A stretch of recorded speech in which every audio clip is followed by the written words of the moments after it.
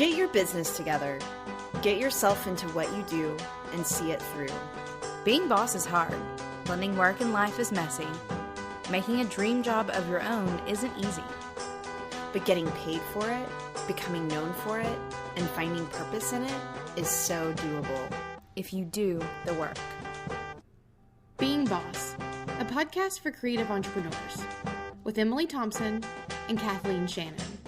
Welcome to episode 2, What to Do When You're Freaking Out About Money. Welcome to episode number 2. This one is all about money and what to do whenever you're freaking out about it. I'm Kathleen Shannon, and I co-own Braid Creative. I'm Emily Thompson, and I own Indie Shopography. Last episode, we talked about doing the work, and this episode is more about money. So specifically, what to do whenever you're freaking out about money. You and I, Emily, both coach lots of creative entrepreneurs, and I don't know about you, but without fail, me and my clients, we always end up talking about money. And most of my clients are usually freaking out about money. It's like they want to live this abundant and fabulous life, but they aren't drawing in the income and the dream customers to get there. What do you think about money?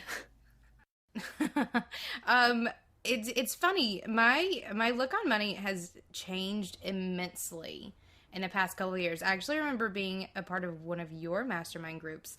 I guess it was a year and a half ago now. And I remember you made us fill out this little worksheet. Yep. about money, and it was like money is blank or something. Yes, like that. and you said money is a necessary evil. That is exactly what I forget said. That. Oh. Yeah. You said money is a necessary evil. I did.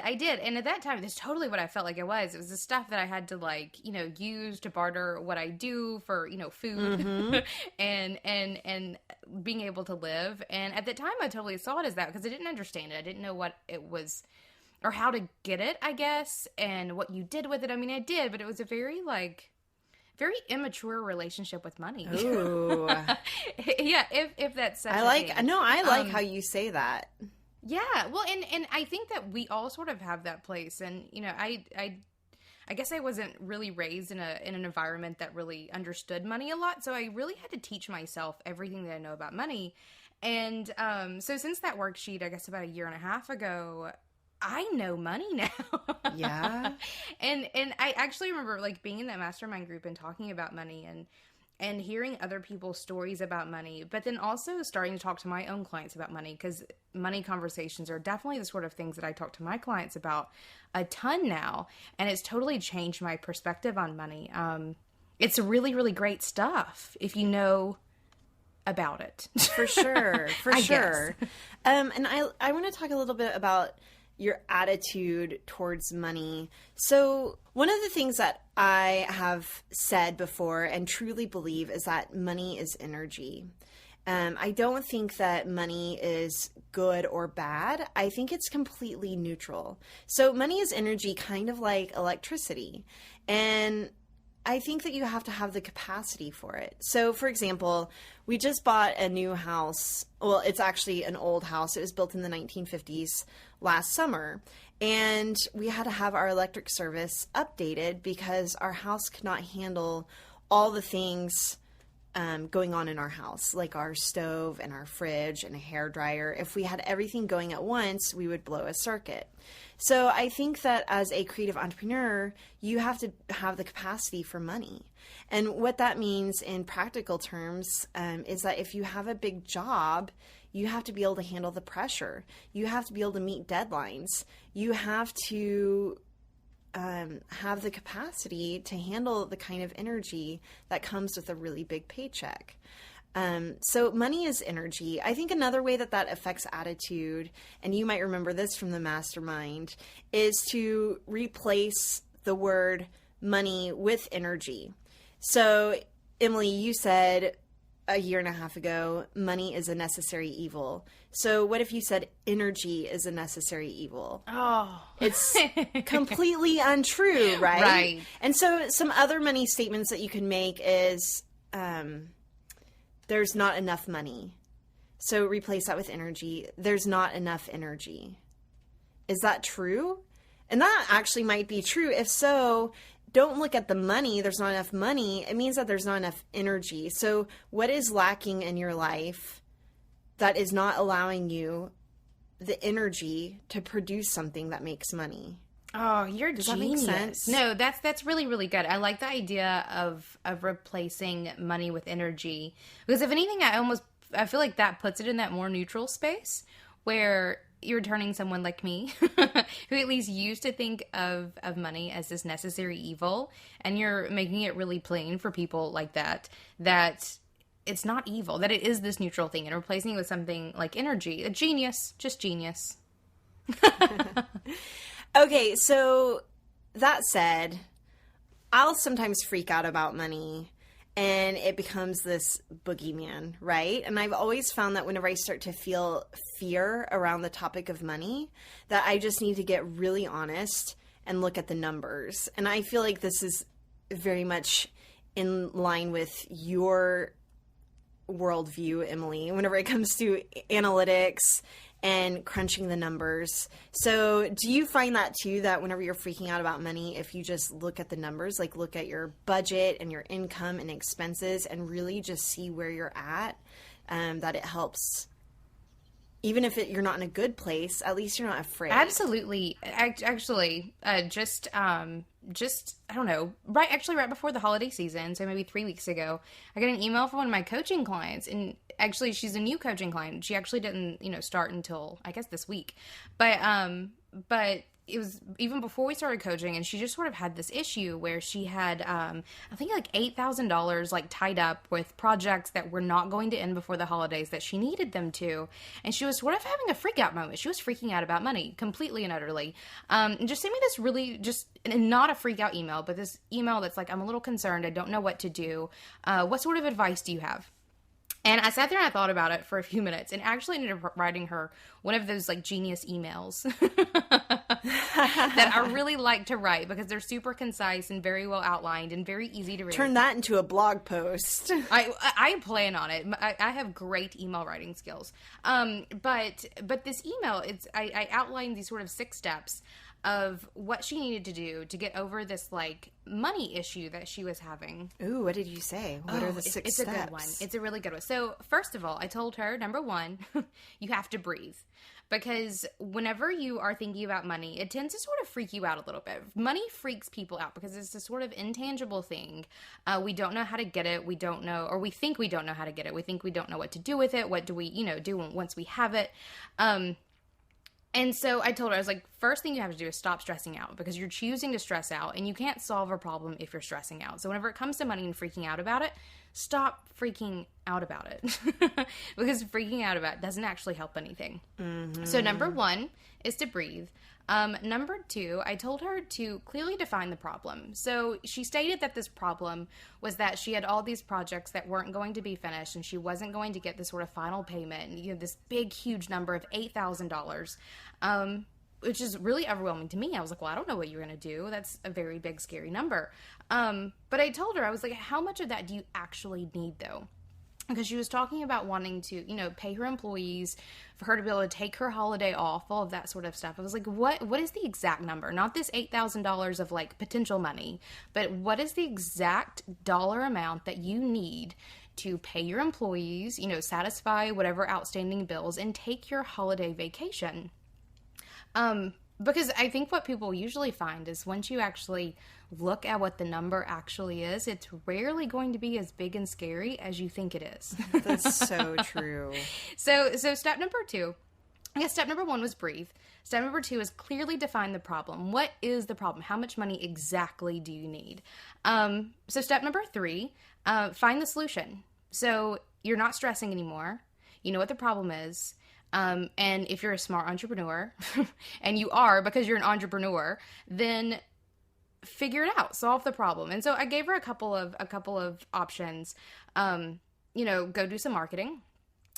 Go figure out what you can do to make money right now. So, and she's a web designer, and as a web designer, I know there's always sort of these sort of lingering to-dos that you have that you can do quickly for easy maintenance money, sort of cash in for dough really easily. So, what sort of things do you have of those that you can cash in to help make payroll, whatever? I'm just going to jump in real quick and say that one of my to-do strategies whenever I don't know what to tackle first is sometimes I will tackle what will make me money first. I love that. So Absolutely. sometimes that's even just, I have approval from a client, but it's just packaging up their files and sending it to them, which is like the least favorite part of anybody's job is packaging up the files, but it means that I can get a paycheck. Absolutely. And I think we all have those things. We all have those, like the follow, who can you follow up with? Yeah. What can you finally deliver? What sort of small edits or tweaks, or who can you check in on? We all have things that we can do. We just have to stop stressing, figure out what the problem is, and then find that solution. So step number 1, breathe. Step number 2, clearly define the problem. Step number 3, find the solution. And 4 is committing to solving it. And this is, sort of the overarching theme of everything that we do. This idea of do the work. So you have this plan in place. You know that you have clients you can contact. You know that you have maintenance to do. So just do it. Absolutely just do it. And cash in. Bill people and collect and all of those things. So commit to solving the problem and actually doing the work. Step number 5, and I put this in the email. I was like, do a happy dance because you just solved a grown-up problem. Yeah. Once you get there, once you do the work, and once you've solved this problem, you have to celebrate. And I did. I put that in email. I was like, once you do this, do a happy dance. So step number 1, breathe. 2, clearly define the problem. 3, find the solution. 4, commit to solving it. 5, do a happy dance. And 6, learn from it. Yes, wrap up your projects before the holiday next year. Absolutely. Or, well, in this case, she had tied all of her final payments to deliverables, which is usually fine, but all of these clients had been, putting it off for one reason or the other. It was the holidays. Someone, I think, wanted to, redo their stock photos. So in a way, she'd kind of, screwed herself over a little bit. And I told her, I was like, take this as an opportunity to learn what you can do to keep these sort of situations from ever happening. Because whenever it comes to money, actually, David is reading a book. It's the Tony Robbins book. I'm reading it. It's Tony Robbins. His Money Master of the Game. Is David so David is Emily's baby daddy. Yes. And so business manager. Is he all about investing and paying yourself first? And yes. Is he telling you all about that? Are you rolling your eyes at him like Jeremy's rolling his eyes at me? Absolutely not. See, I bought it. You told me about it. Yeah. And so I bought it because I was going to read it. And it's a massive book. I have it on my Kindle, so I don't know how big it is. It's a honkin' big book. So I gave it to David, and I was like, I really want to read this, but I can't. I literally just can't right now. So you read this book because he's my business manager. That's his job anyway. So he has been reading it, and one of the things that he was telling me about in this book is how there are some people who literally just cannot keep money. And this idea that, people, I think the example it gave was of this wrestler who had made millions of dollars. And he was the kind of guy who would literally carry around $1 million of cash, in his backpack. Yes, I want $1 million backpack. I know. Well, yeah. That's the lesson I learned from that. It's probably the opposite of what Tony Robbins was trying to say. That's exactly the opposite. No, but this idea that people struggle with money. And I think what the point that Tony Robbins was making there is that no matter how much money you make, even if you are a millionaire and you have enough money that you can be carrying $1 million in a backpack, that you can still live a life of scarcity. Absolutely. And that even if you're broke, you can live a life of abundance. And a lot of it is in this mindset, but a lot of it is in practical things, in looking at the numbers and crunching them. So everyone check out that Tony Robbins book. It is quite a hefty read, but it's really good. I've been enjoying it so far. Yes, so has David, and I've been enjoying his stories from it. Vicariously enjoying this book. So no, whenever it comes to learning from it, we're all in this business thing, creative entrepreneurs. Most of us have no idea the business side of what we do. We're really great designers and writers and artists and makers, but whenever it comes to managing managing money in our business, we all sort of look at each other like, what do we do next? But it's coming into things like this client of mine where, you know, she was in a tight place, and helping her solve it, but also making her realize that this is the point where you learn from it, and you make sure that you don't ever get in this situation with money again. And you do that by not freaking out. Period. Agreed. One of the things that I think separates a creative who's just talented from a creative entrepreneur who's making money doing what they love is the ability to make money and to be able to handle the business side of those things. So some tools that I use to manage my money, and they're really super basic, but is FreshBooks. And FreshBooks is really good for, it's an accounting software, and it integrates a lot of different things like PayPal, and it's just really good for keeping track of how much you're making. I feel like you can't make as much as you want if you don't know how much you're currently making. Mint is a great app that you can download straight to your iPhone, and you hook it up with all of your different accounts and credit cards, and even your 401k, if you have one of those left over from your day job. Anyway, you can hook it up into all of your accounts, and it will tell you what your total worth is. And it also helps you keep track of, it's a really great budgeting tool. It tells you how much you're spending on groceries and on different sorts of expenses. Yeah, we've used Mint in the past. We're currently using YNAB. For business and personal. David loves it. What is it called again? It's YNAB. It's an acronym for You Need a Budget. Oh, nice. Yeah, and we'll include all of these in the show notes. Absolutely. By the way. We've really enjoyed that for budgeting and just sort of seeing how, like, cash flow, like how much money is coming in and out. I personally, tracking money for me is huge. And that really is what has super changed, I guess, my own viewpoint, I guess, from that idea of money being a necessary evil to really being super comfortable with money, is really getting into tracking it.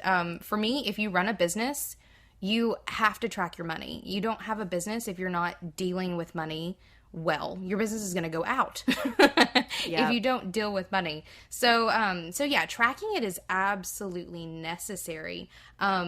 And with business being money and keeping track of it, you can always know, how your business is doing. I once had a client who I think literally went over a year without knowing how much money she was bringing in.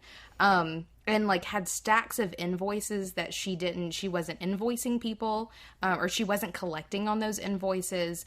And I think whenever she finally did, when I talked her into finally tracking her money, was very disappointed, not surprisingly, in how much money she was making, because she realized that she was making much less than she thought she was.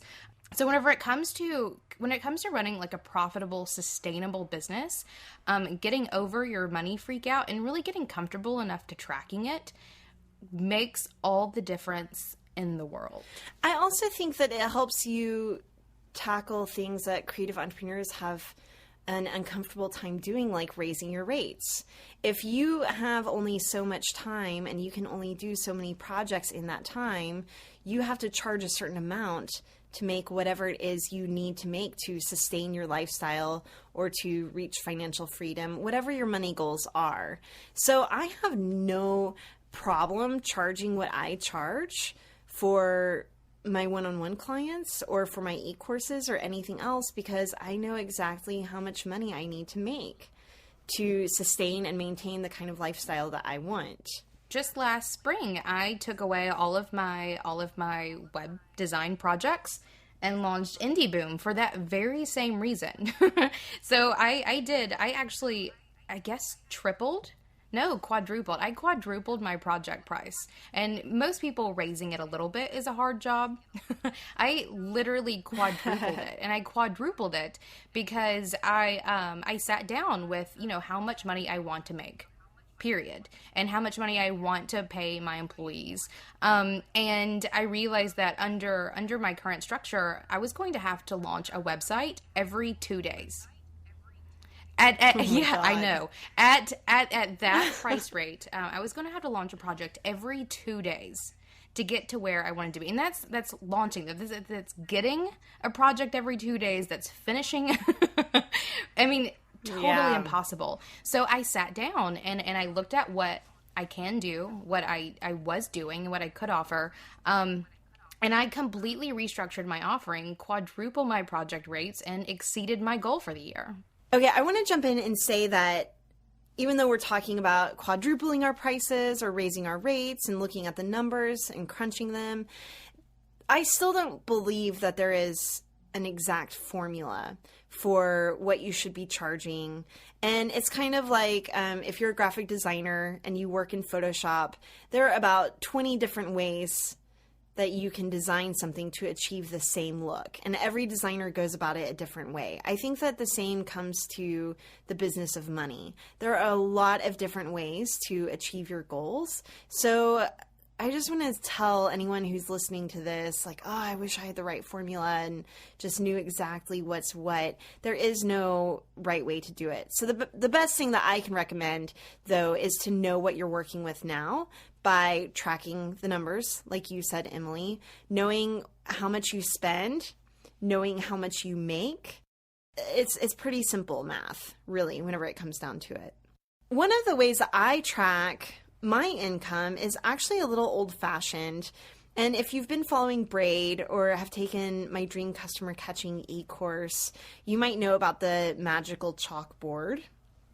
So I thought I would just share a little bit about that in today's episode. So whenever I first started Braid with my sister, we were working with an executive life coach. His name is Jay Pryor.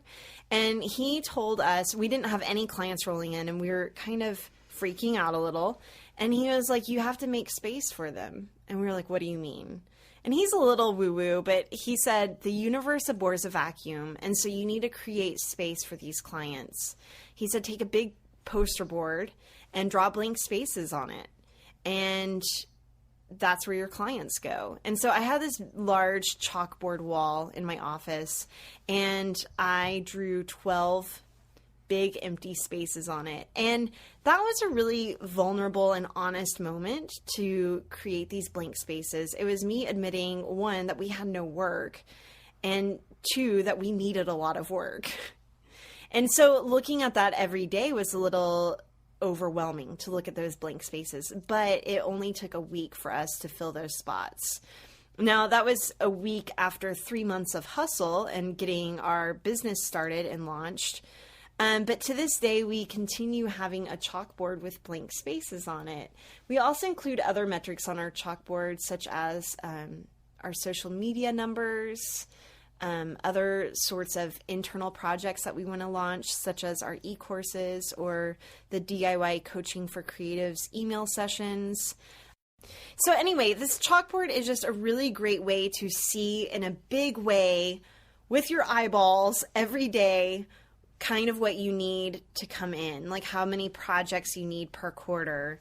So if you want to learn more about that, I will include a link to a blog post I've written about the chalkboard, and then you might also be interested in one of our e-courses. But I've written enough free stuff about it that you don't have to take the e-course. And then one other thing that I just wanted to jump in and say whenever it comes to money, the advice that I always give to any of my creatives that I'm coaching is to just make $100 today. Like, what can you do to make $100? And so for me the other day, I wanted to boost our newsletter subscribers for the podcast. And so I sent out an email and we got, I don't know, maybe like a couple hundred new subscribers to the newsletter, and it was huge. And so I do the same thing with our e-courses or with my DIY Coaching for Creatives sessions. I will literally send out an email to my list, something that has value, something that is giving away my gifts of knowledge for free, but then I also let people know how they can buy more. So I'll send out an email and make $40 here and there on my DIY coaching for creative sessions. So that's another thing, is that a good way to make money if you're freaking out about it is to package up a service, have it available to buy. People need to know how to hire you, and then reminding people that you are available and for hire. And so that might look like sending out a tweet, sending out a blog post, picking up the phone, sending out some emails. Just letting people know, hey, I'm for hire, and here's how you can hire me. Here's how you can click buy, and making it really simple for your customers to make the purchase. And I'm sure that we'll talk a lot more in future podcasts about dream customers, because that absolutely relates to making money. Absolutely. I think, and the $100 rule, there's like a name for that somewhere around the internet. Oh, really? Yeah. Well, no, I've heard of it before. I think the way I've heard it though is that every hour is worth $100. More or less for most creatives, our hourly rate is about $100. So I've heard it similarly. I love it. I use it in like my daily life. Whenever I sit here and I just want to like binge on Netflix for an hour or whatever, I think, doing that, I'm going to lose $100. Or I'm not going to lose it, but I'm not going to make $100 sitting here for an hour watching, an episode of whatever.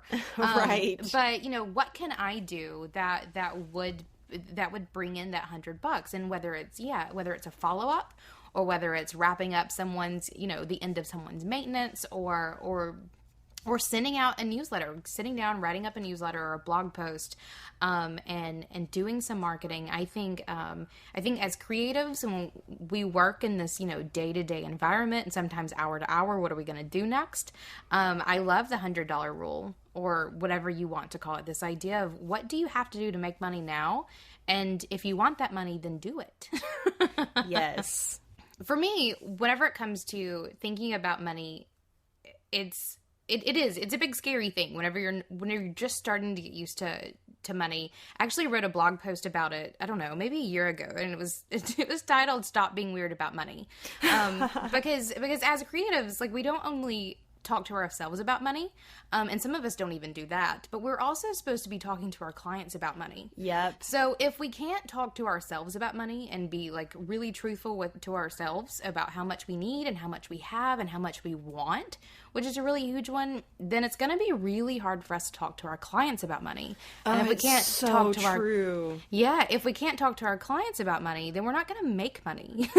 Some of my coaching clients have literally had an 8-hour meeting with a potential client without ever bringing up money.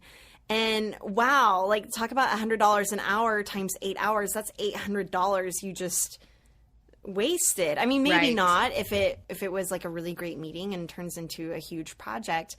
Anyway, one of the things that my sister always said that she got from an expert consultant that she worked with was to talk about money early and often. Yes. I've experimented even with putting my prices on my website, and just very early on in the conversation with my clients, I tell them how much it costs to work with me before we ever go a step further, because I just don't have the time to go further if they can't afford me. I think a lot of younger creatives are terrified of their potential clients not being able to afford them. And so I get this question a lot. Well, what if they can't afford my prices? Well, if they can't afford you, they're probably not a good fit. Absolutely. I have worked with a sales coach before, and that's one of the things that she talks about.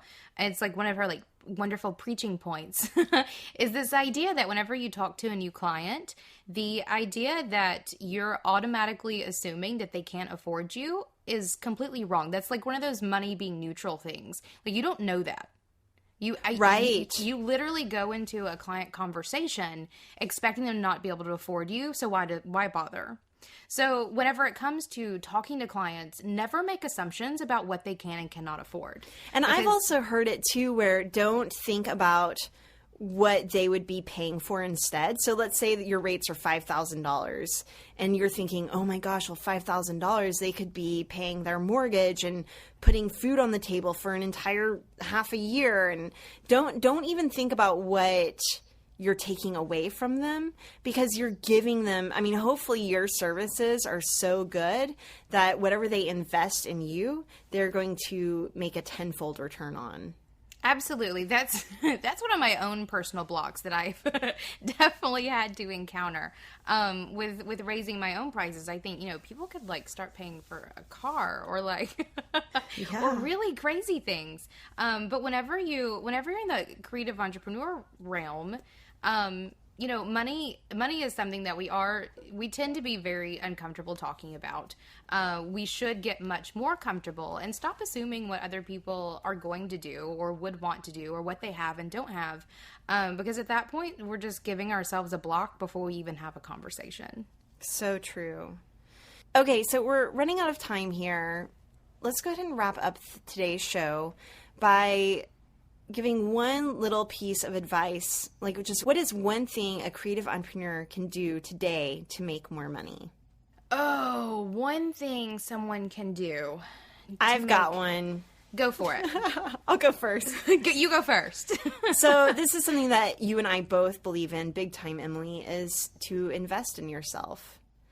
I think that whenever you spend money on yourself, you are able to then make more money. And in that same vein, I also think investing in other creatives. So, for example, it was just the holiday season. I was really intentional to keep my money local and with small artists whenever it came to buying gifts for my friends and family, because I want to keep my money flowing in the creative world. And so I guess it's a little woo-woo, but I feel like it's a bit of building up good karma. And maybe you can speak more on, Emily, I know you said before, like whenever you've bought yourself a new computer, you ended up making a lot more money. Or whenever, I think for the both of us, whenever we've invested in hiring an employee, we've made more money.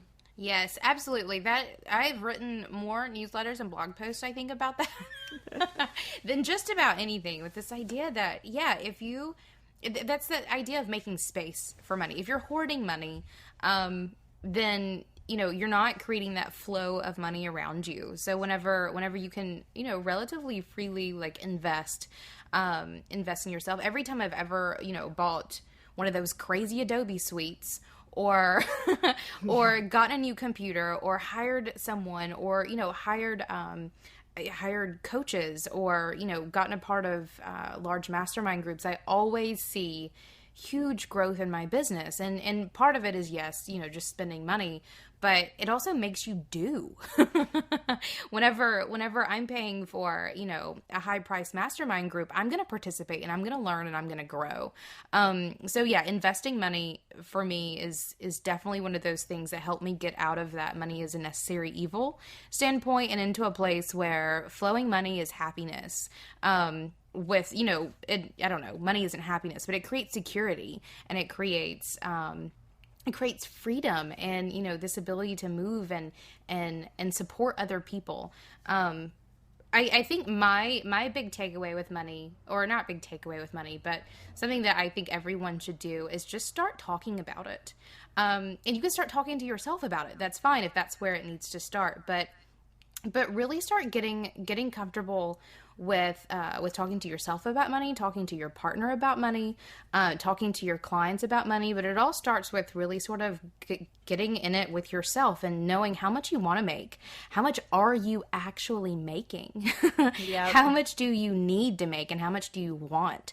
I think whenever you can start having those conversations with yourself about money, then it makes it a lot easier to have those conversations with everyone else.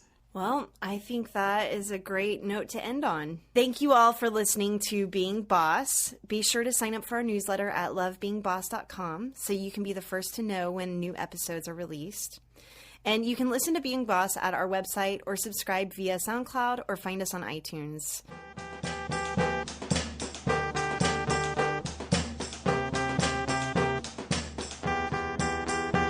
So, I had a thought. I just lost it. Damn it.